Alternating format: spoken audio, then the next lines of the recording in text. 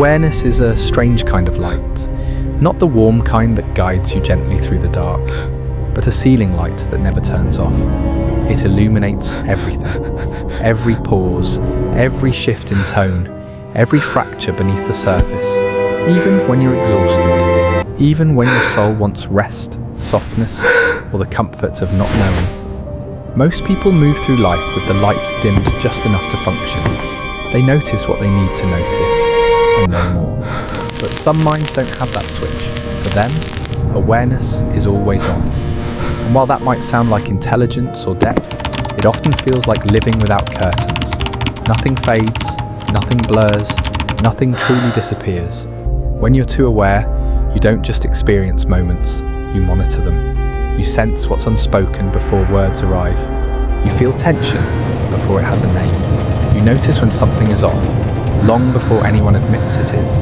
And even in quiet, even in stillness, your mind keeps scanning, reading, interpreting. It's not because you want to overthink. It's because your nervous system doesn't know how to stop looking. And here's the paradox most people miss. This level of awareness isn't always a gift. Sometimes, it's a form of wakefulness that never learned how to rest. A mind that learned to stay alert so well, it forgot how to sleep while awake. That's where this story really begins.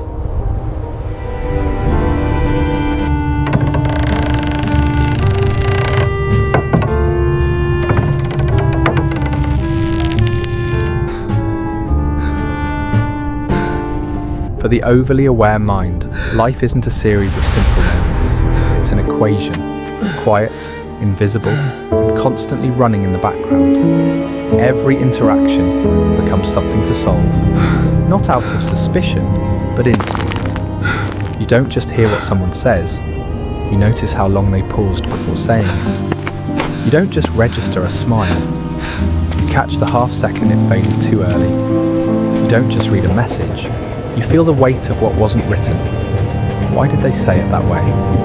Why now and not earlier? Why does this room feel different today, even though everything looks the same? While others are present in the moment, your mind is working behind the scenes, connecting dots, tracking patterns, updating its internal model of the world. It's like living with a second screen always open. One side of you is participating, the other is observing, calculating, adjusting. A casual text isn't just a text. A delayed reply isn't just timing. A shift in tone isn't just mood. It's data. And this constant analysis is exhausting, not because it's negative, but because it never shuts off. Your brain treats social reality the way an engineer treats a system. If something changes, there must be a reason. So you search for it. You replay conversations. You scan for inconsistencies. You try to understand what's happening beneath the surface so you can stay oriented, prepared, safe. The irony is that none of this feels dramatic from the inside. It feels responsible, thoughtful, even necessary. But over time, something subtle happens. I'm losing control. The equation Everything starts is to replace spinning. the Why can't I experience. focus? This is You're too so much. busy solving Too what life much. means that you're rarely allowed to simply be inside. If we connect the dots on And the tracking slowly, data, without the pattern realizing is it, obvious. presence We gets have to traded pivot for precision. immediately, or we lose Q3. There's a particular kind of awareness that doesn't just observe the world, it observes itself. Psychology calls this metacognition, the ability to think about your own thinking. For most people, it flickers on occasionally. For the overly aware, it rarely turns off. You don't just feel an emotion, you immediately notice that you're feeling it. Then you ask why. Then you evaluate whether that feeling makes sense. Then you wonder what it says about you. By the time the emotion has finished moving through your body, your mind has already dissected it from every angle. Sadness doesn't arrive alone. It comes with questions. Is this justified? Is this proportional? Is this old, or is this about now? Even joy isn't spared. You can feel happy and almost simultaneously step outside of it, watching yourself be happy, wondering how long it will last or what might interrupt it. It's like dancing while constantly checking your reflection in the mirror. You may perfect the steps, but you lose the music. This second layer of observation creates depth, but it also creates distance.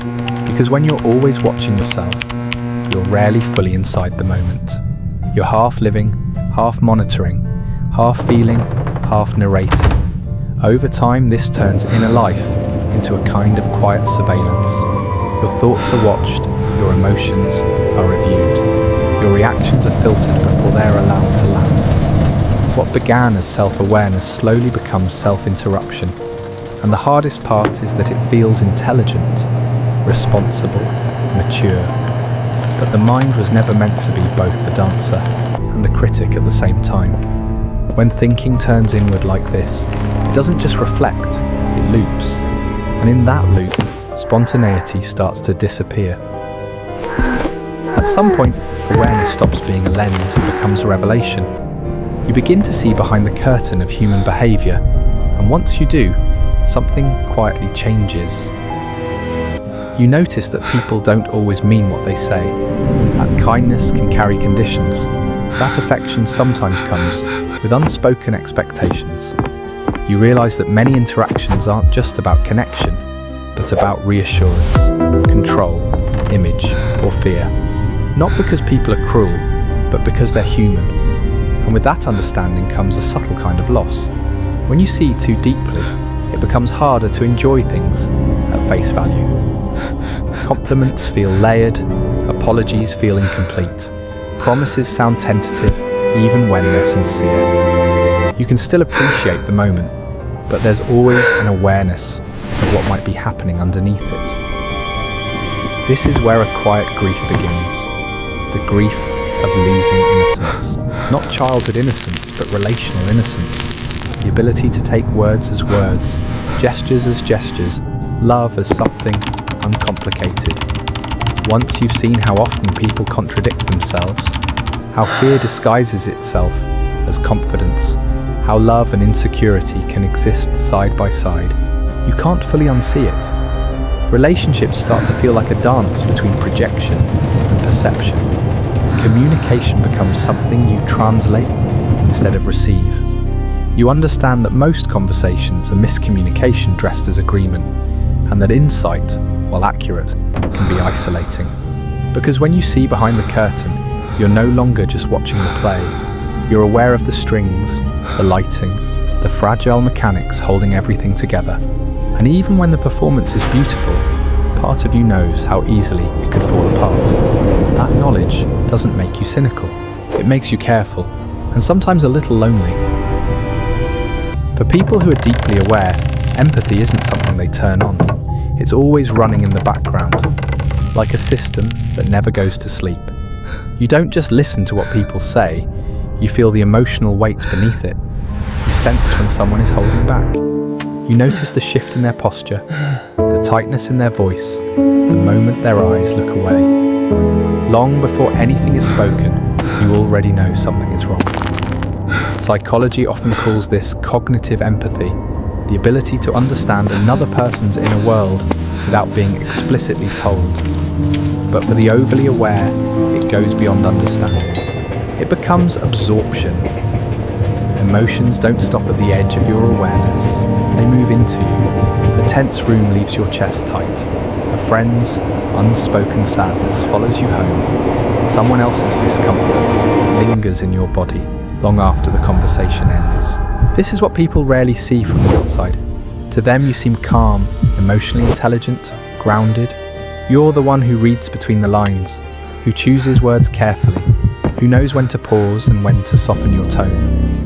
You're often the one others feel safe with because you make them feel seen. But there's a cost to that kind of empathy. When you're always tuned in to everyone else's emotional frequency, you begin to carry feelings that were never yours to begin with.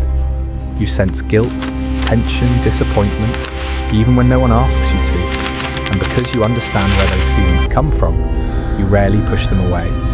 You hold them, you manage them, you regulate the room. Over time, this creates a quiet imbalance. You become the emotional container, absorbing, translating, smoothing. And while this looks like strength, it often leads to exhaustion. Because when you're always the one who understands, No one thinks to check whether you need understanding too. I'm losing control. Empathy Everything is that never spinning. powers Why can't I down focus? doesn't This is just too connect much. you to others. Too much. It slowly teaches you to disappear inside If we that connect the connection. dots on the tracking And data, that's when the awareness pattern is begins to feel obvious. heavy. We have Not to because you pivot care too immediately, much, or but we because lose you're Q3. carrying more than one nervous system at a time. Awareness doesn't live only in the mind. For many people who are overly aware, it lives in the body first. Psychology calls this interoception, the ability to sense internal states like heartbeat, breath, tension, or shifts in energy. Everyone has it, but in some nervous systems it's turned up high, very high. You don't just feel anxious, you notice your heart rate change before the thought arrives. You sense the tightening in your chest, the shallow breath, the subtle drop in your stomach. These sensations register as information, and your mind immediately starts interpreting them. Something is wrong, something is coming. This is where awareness can quietly tip into anxiety. When the body becomes a constant data stream, every sensation starts to feel meaningful. A flutter becomes a warning, fatigue becomes a signal, restlessness becomes a problem to solve. The line between a passing sensation and a threat begins to blur. The irony is that this sensitivity didn't develop to harm you, it developed to protect you. A body that learned to stay alert, learned to detect shifts early, but without guidance, interoception can turn inward and amplify distress. The nervous system starts scanning itself the way it once scanned the environment. Over time, this creates a loop. Sensation triggers interpretation. Interpretation triggers tension. Tension creates more sensation. And suddenly the body feels loud, crowded with signals that never fully settle. Understanding this matters. Because the goal isn't to feel less, it's to learn which sensations need attention and which ones can simply pass through without being turned into a story. This level of awareness doesn't appear out of nowhere. It has a history. For many people, hyper-awareness begins in childhood, not as a trait, but as an adaptation. In environments where emotions were unpredictable, where moods could shift without warning, or where safety depended on reading subtle cues, awareness wasn't optional, it was necessary. As a child, you may have learned to scan the room the moment you walked in, to notice the tone before the words, to feel the emotional temperature before deciding how to speak, or whether to speak at all. You learned when to become quiet, when to be agreeable, when to disappear just enough to stay safe. No one taught you this explicitly. Your nervous system learned it for you. When a child grows up needing to anticipate emotional shifts, their brain becomes highly attuned to patterns. The prefrontal cortex learns to predict. The body learns to stay alert. Over time, vigilance turns into awareness, and awareness becomes identity. You don't think of yourself as someone who's watching. You think of yourself as someone who's responsible. This is where many overly aware adults misunderstand themselves. They assume they're overthinking because something is wrong with them. But what they're experiencing is the residue of intelligence shaped by survival. Their sensitivity wasn't born from fragility. It was forged in adaptation. The tragedy is that what once kept you safe doesn't always know when to stand down. As an adult, your environment may be stable, your relationships may be calm, but your nervous system still operates as if something could change at any moment. So it keeps scanning, it keeps listening, it keeps preparing. This is why awareness often comes with exhaustion. You're not tired because life is too demanding. You're tired because your system never learned that it's allowed to rest. Understanding this origin changes everything. It replaces self-judgment with context. It allows compassion to enter where criticism used to live. You weren't born overly aware. You became this way because paying attention once mattered. And the goal now isn't to erase that awareness. It's to teach it that the danger has passed, even if the sensitivity remains. That's where healing begins. At a certain point, awareness stops being observation and quietly becomes control. Not control in the obvious sense, no domination, no manipulation, but an internal strategy. If you can predict what people will do, if you can anticipate emotional shifts before they happen, maybe you won't be caught off guard. Maybe nothing will hurt as much. This is where hyper-awareness turns into a form of preparation. Your mind runs simulations constantly. If they pull away, you'll already know why. If the mood changes, you'll already be braced. If something ends, you'll have seen it coming. Understanding becomes armor. But there's a cost to this kind of vigilance. To stay prepared, you have to step slightly outside of life. You stop fully inhabiting moments because you're too busy tracking where they might lead. Joy arrives and part of you is already watching for the drop. Connection forms, and your mind starts calculating distance, timing, probability. This is how awareness feeds analysis paralysis. Every decision carries weight. Every action is filtered through potential outcomes. You've already lived 10 versions of the future before the present has finished unfolding.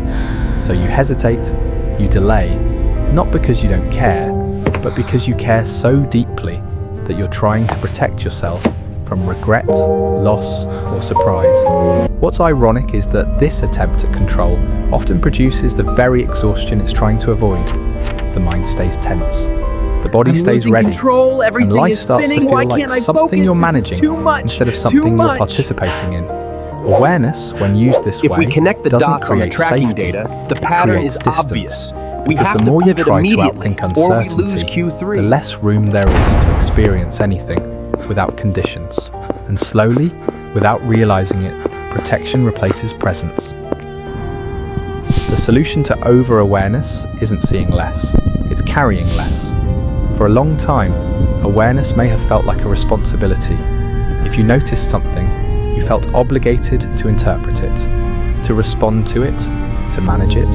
But not every signal is an assignment. Not every shift requires action, and not every insight needs to be followed to its conclusion.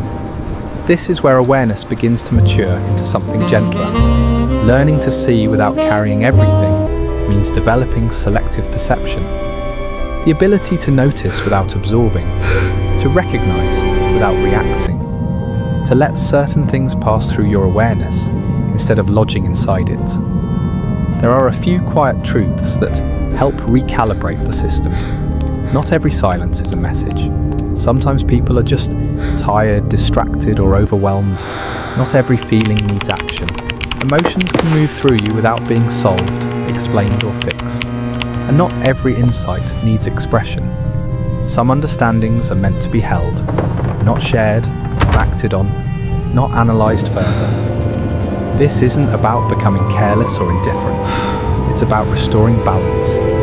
Awareness without boundaries turns into suffering. Awareness with boundaries becomes clarity. When you stop treating every perception as urgent, your nervous system begins to relax. The body learns that noticing doesn't equal danger. The mind learns that it doesn't have to stay one step ahead to be safe. This shift takes practice. It can feel uncomfortable at first, like loosening a grip you've relied on for years. But slowly, something changes. You begin to experience moments without immediately stepping outside of them. You laugh without checking why. You feel without translating. You listen without preparing a response. You don't lose your depth this way. You reclaim your presence. And awareness, instead of weighing you down, starts to feel like a quiet companion rather than a constant burden.